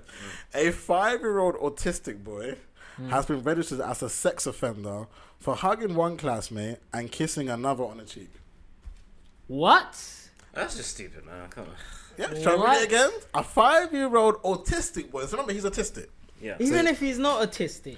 Is registered as a sex offender for life, by the way. I'm gonna have to tell you. Oh! Yeah, it's gonna be on his record for life. They think that's an idiot thing. The teacher basically thinks he's showing early signs of being a sex offender. So what about the times when man and girl them were playing kiss chase? What is this? We'll all be sex offenders. If we all did kiss chase and that, what? Because me and girls, we watch like swap. Let me see. You know what do you have? Oh, you don't have a willy. What's that? You're telling me I'm a sex offender for that? Fuck off, bro. No, ain't no way, fam. For life, No it's way. gonna be on his record for life. What? Yeah. When I was in primary school, I was trying to see if girls had willies. I swear. I'd be like, I got a willy. No, it's not like mine. No, it's not. I mean, my sister don't have a willy. It was so cash, like it was innocent. It's so true, man. It was innocent, like That's we what were I just was saying. curious. It's like they were basically saying that every primary school should be this is 5. Yeah, primary school. It's like what reception? It should be fucking boys and girls school separated the way this is going. What if you're a young kid? I don't know what them people are doing. And he's these autistic days, as well, fam. Yeah. That's I don't know who's making these decisions. I just don't know, man. The teacher wrote it into the fucking authorities of it on him, you know. Some snowflake, fam. And then the mother is trying to fight it, but at the moment she's not winning. So as far from the time I read it, to today, she's still fighting it. I genuinely don't think she's gonna win because when you have a whole school against one child, they're gonna go over. But then once you have the general public aware, I think that's when things. Yeah, maybe a GoFundMe, not a GoFundMe. What's the other thing called? Twitter, do your thing. Yeah, Twitter. Yeah, man. Twitter's a magical place, man. Jesus Christ. Yeah, but it's a rough place over there, boy. I was just thinking. Like I should have stripes for surviving in the trenches, fam. I've survived Twitter for years now. So I remember playing like mummies and daddies when I was a little youth. What? Yeah. Bed in that, you know what I'm saying? Hell yeah. Don't know what I was doing. You know how much girls I've been married to? Oh my days. When they put the towel on their head. Yeah. My boy, I remember there were twins, I remember there was twins around Stockwell. A boy and a girl. And I remember I used to always get married to his sister. And he would be the reverend. But it's funny when I look back now because they're both Muslim, but we had like a Christian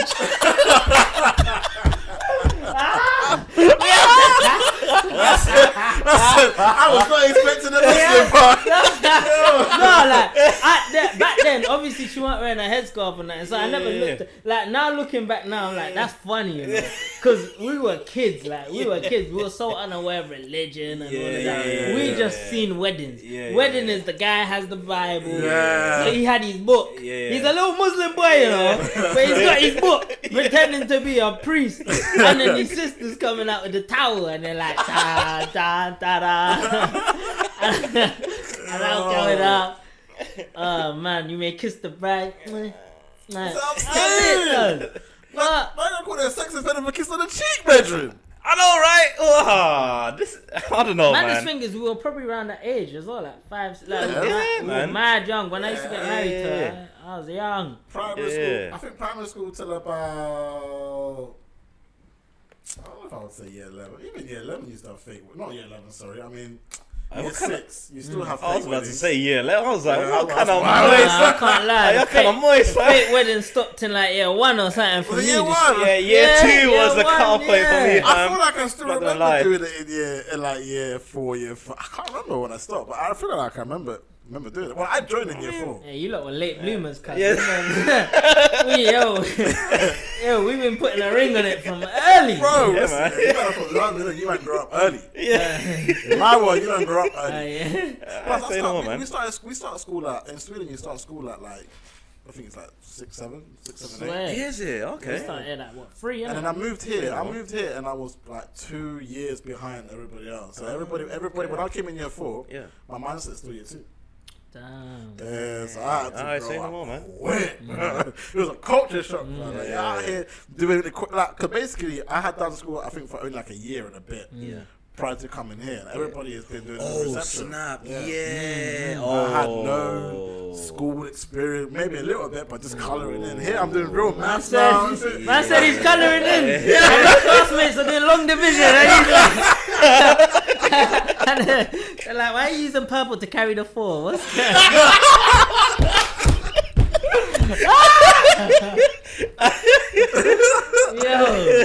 Yo, that sounded rough, Chewy. That sounded rough. Oh Lord. Oh Lord, trying to do maths with crayons, you know. That's rough. That's rough. That's very healthy, man. Hey, fucking up. My pencil cases have bare colours in there as well. Actually. I was actually booming in colouring, but I never got to use it. It was too old by that time. You know what I'm saying? Didn't even know. Teacher's like, put them fucking crayons away. Oh, man. They all got robbed though. Like, why did they get robbed? I kept losing. You give one away, you never get shit back. Dang, man. Nah, Felt tip pens there.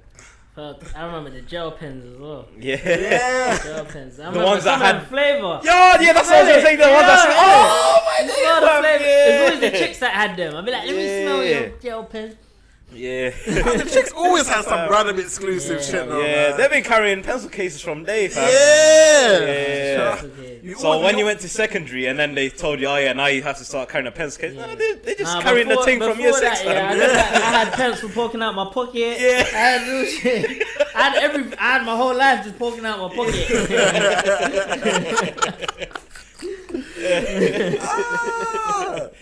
Sometimes you hot up your bedroom with the Fam, compass. you know what? and I'll that. be running in the playground. I'm like, did I drop my rubber? Like,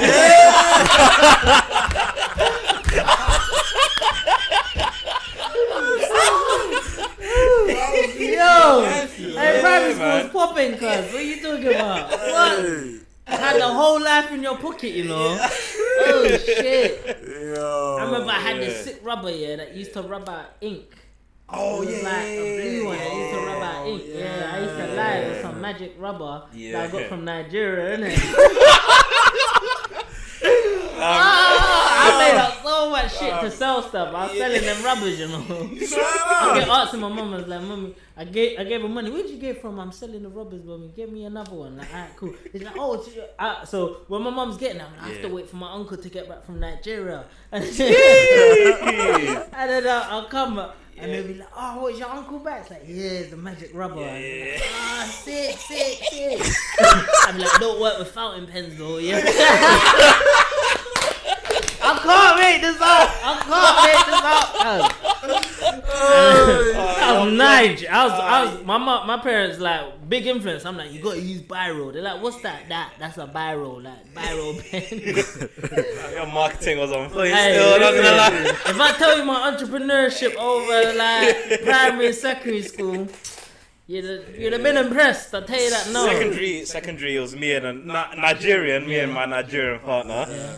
He used to order 3 SIM cards. Mm-hmm. He'll give them to me, and then I'll shop them for £1 each. Yeah. I remember there's this one Donny. He was like, "Oh, but I can order them for free online." I was like, "Alright, go on then. Alright, give me 2. Give me 2." You know what's funny? My sister used to sell condoms in school by peer pressuring them by saying, you don't have sex. I'm like, I do. Like, but they'll be like, you wanna buy a condom? I don't need one. Oh, what, you don't get in like that. Because she's a girl, my sister used to tell me, and I used to love, she told me because she's a girl, they don't want to look like they don't get it. So they buy a condom just to look like they get it. Yeah. Well, speaking about phones, my hustle was in like year 9, year 10. Yeah. I found out that, because in my block, guys used to like rob a lot of phones. Yeah. And the ones that weren't blocked, they'll sell. Yeah, the ones that were blocked, yeah. they used to put it in a drawer. Like, they used to put it in a drawer. Yeah. So I Are we remember, talking Sony Ericssons or Blackberries? Which year was this? Nah, before Blackberries. So this was like you know the Samsung D500? The slide up. Slide up. Yeah. Like that. Yeah. Oh, okay. Yeah. That era. Yeah. That Okay. era. Sony Ericsson So boom, and them. they had and Sony Ericsson, they had them phones, innit? Yeah. So the ones that were on contract would get blocked in it. Yeah. Well, man, I'm having contracts back then like Hell that. yeah. For years, man. One-to-one contracts and that. 1-to-1 had contracts. Hell yeah. So, you're young. I'm out Yeah. there. Oh yeah, I was a youngin' as well. So You're young. so boom now, yeah. All them phones used to be in a drawer, useless. Yeah. Then I remember uncle was like from Nigeria was like, Yeah. oh, I need GSM. Yeah. It's like, what's GSM? Yeah. Like, any phone, I need to use it in Nigeria. Yeah. And then I was like, he's like, even if it's blocked. Okay. I was like, wait, what? You can use block phones in Nigeria? He's like, yeah, it works there. Because back then it weren't like iCloud lock. It was just the SIM wouldn't get signal. Yeah. But the service like towers in those countries were different. Yeah. So it received signal.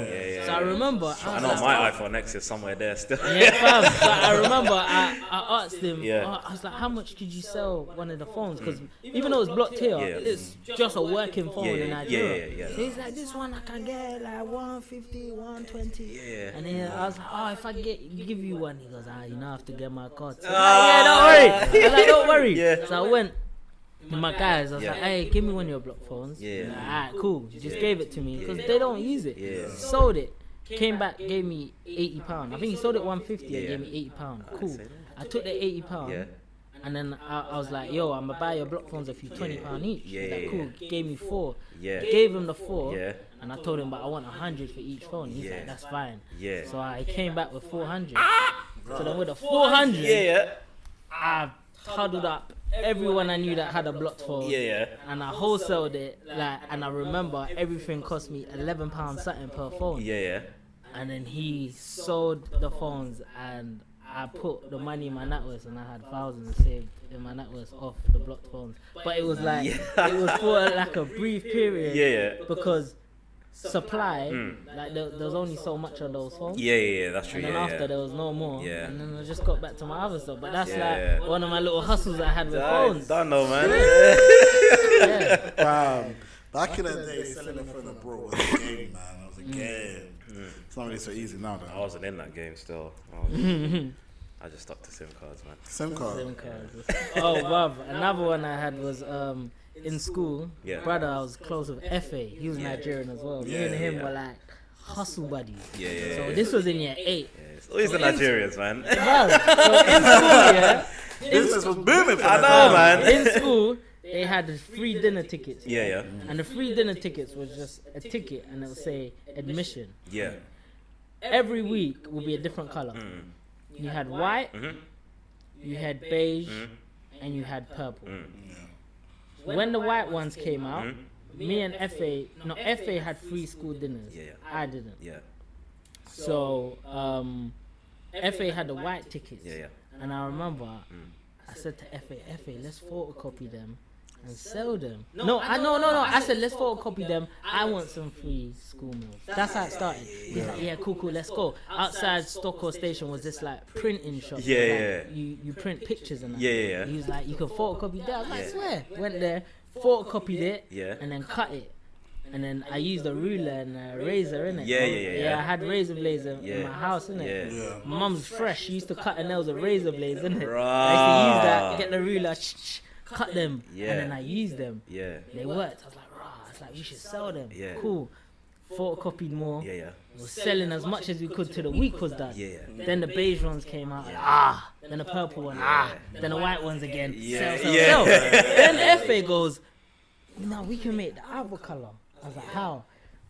This guy gets the photocopied white ones, gets a tea bag, wets it, and starts dabbing the tea bag on it, dabbing it, scrunched it up, put them all on the heater, and then I swear to you, it looked like the beige one, but because he scrunched it up and that, it looked like, you know when kids just keep things in their pocket, and then the colour kind of looks a bit, it just looked like it was abused.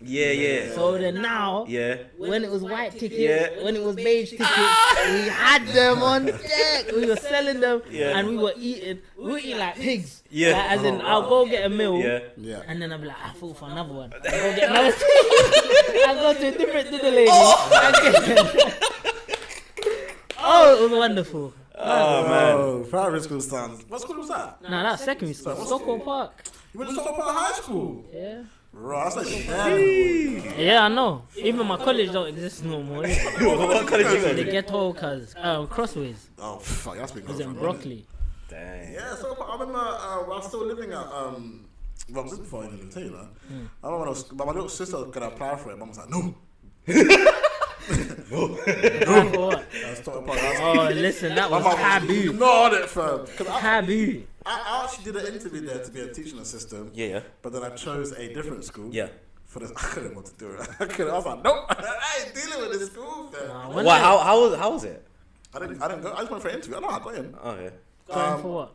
Teaching assistant. Oh. And then to help with after school music classes. But then I went to a different school.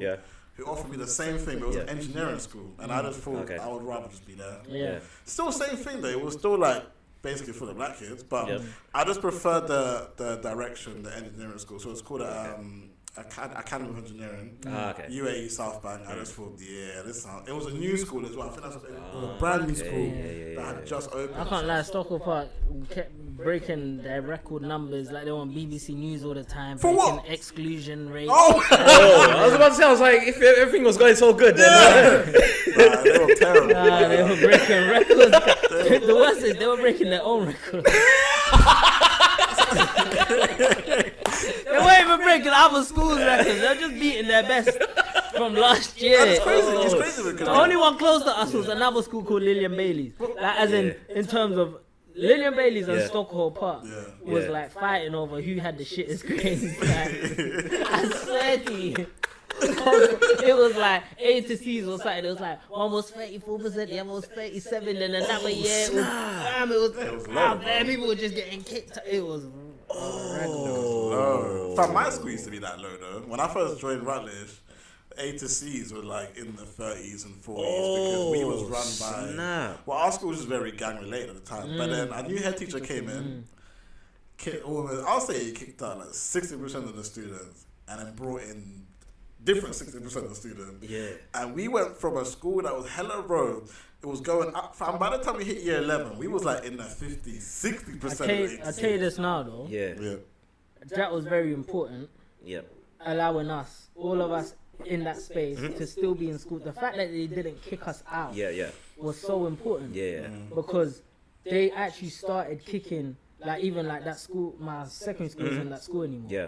And it's now like a college. Some academies. Yeah, academy. Yeah. And what happens with academies and that, they're a lot more stricter, and they just kick them out. Yeah. Then they end up going to centre. Yeah. Going to these places. And what happens is now all this disconnected kids that are doing all this violence and all this stuff comes from not giving them that kind of space. Yep. Do you get what I'm saying? Not giving them some sort of feeling of opportunity. Do you know what I'm saying? And it doesn't mean it will save them.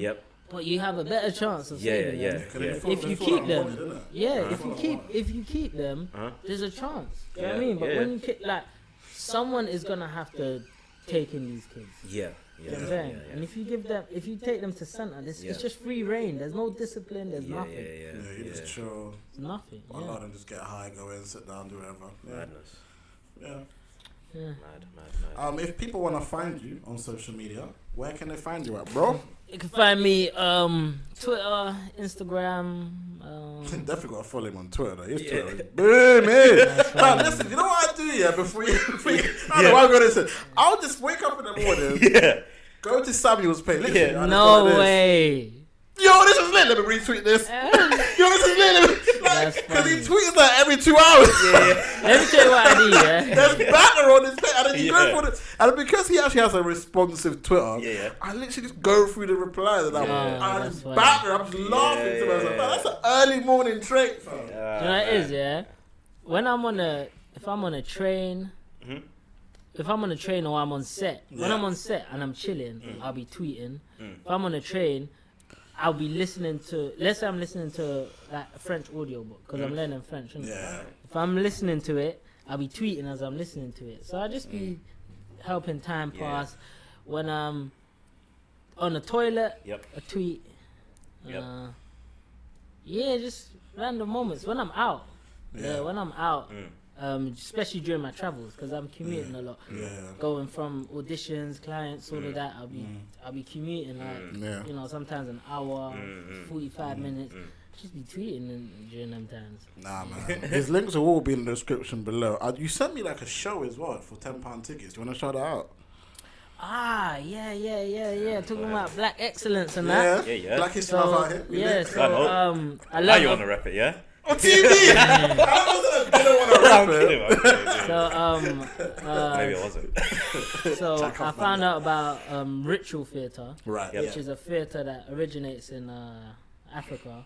And it's it was like the original known theatre, as in not like the arts curriculum recognized ritual theatre, and it was actually like one of the original theatres that.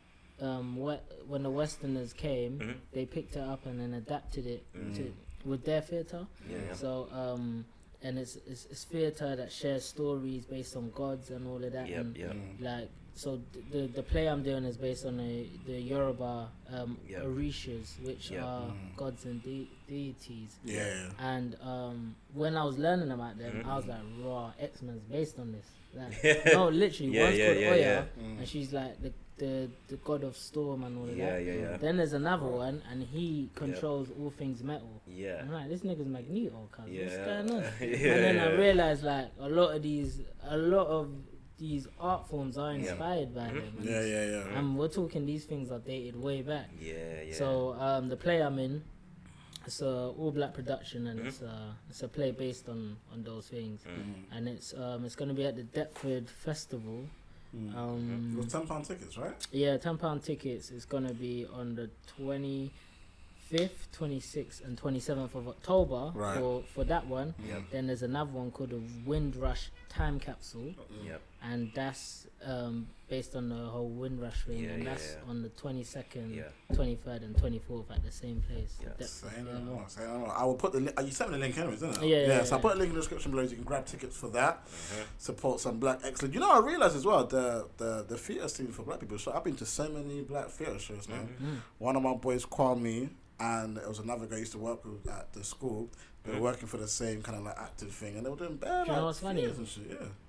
This is an example of how things can be missed, in the fact that you have a network that allows you to know these things and see these things, but you have black people that will tell you and argue that there isn't any of that out there. And they'll say, no, like there isn't any. Like all they have is blah, there isn't any. And but there is, but they may not be aware, it may not be in their circle, but it's not, you don't see the ad on the underground. Do you know what I mean? Like it's not marketed, like we don't have the money or the resources or the connections for that. So, but because you don't see it doesn't mean it's not there. That's very important. I guess that's actually one thing I'm taking with this whole conversation. Yeah, so that's why I was arguing with you with certain things. Because I haven't seen it doesn't mean it's not there and it's not available. You just have to do your research and try and find it, I guess. See, if anyone taking anything from this conversation, take what I've learned. You probably won't say it, they go, nah, this is none of that shit. But it's all out there, man. But anyway, this has been Chatting Chill podcast with your boy Firahs Joe MK and August Samuel. And we'll catch you back here for the next episode. Peace. Yep.